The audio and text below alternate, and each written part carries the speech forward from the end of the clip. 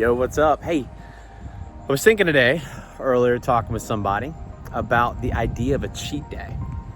And is it time to rethink the idea of a cheat day? Every single program I've ever done within the last 20 years has all been about that cheat day mechanism where you hold on and you willpower and you grit yourself through a lifestyle and meals that you really suffer during the week. And the carrot on the end of the string that you're chasing is that cheat day where you eat all the terrible things you were going to eat that week, maybe all the terrible things you would eat normally 2 weeks. You eat it in one day. And the idea is to keep that motivation, keep that mental ability to stick with the diet a little better, maybe throw off your metabolism so your body didn't think it's on a diet. There's a lot of reasons, a lot of ideas people throw out there of why they want to do a cheat day. Now, this is why maybe you don't want to do a cheat day. I know when I did a cheat day, when I would do cheat days often, especially like my wife and I, we would turn a cheat day into, well, a day's 24 hours.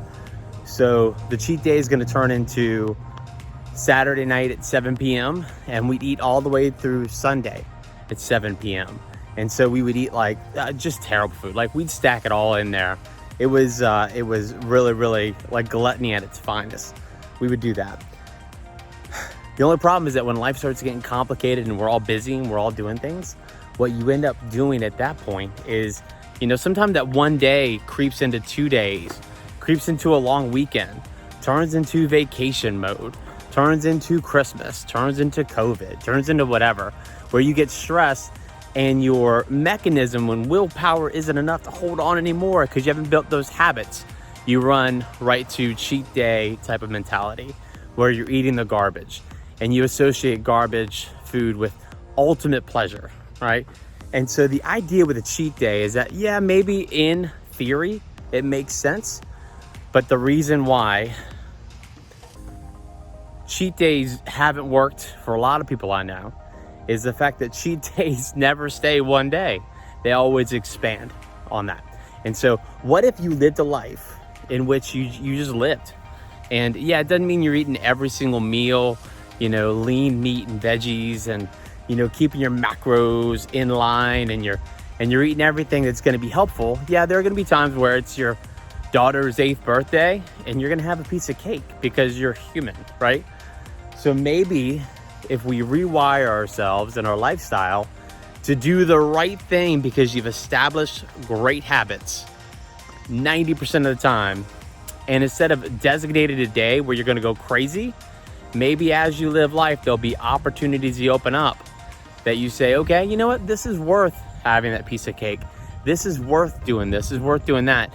And not forcing yourself to eat terribly because you're going to think that if something on Tuesday comes up that is worth you eating, you're not going to be able to eat it. So what I'm advocating for is for the majority of your life, establishing, living that healthy lifestyle and allowing yourself to live in that flexibility where sometimes on Tuesday, there's that time to have a beer with your friends. And maybe on Saturday, I'm gonna go out with the family and do something. But most days I'm dialed in there and I'm not gonna, circle an arbitrary day on the calendar and eat myself into oblivion. Just an idea. It's the idea that kind of helped spawn Unimorphix. And so that's the one thing I've been sticking to. I've been doing it for a while and I haven't had a cheat day in a couple years now. And I don't miss it at all, to be honest.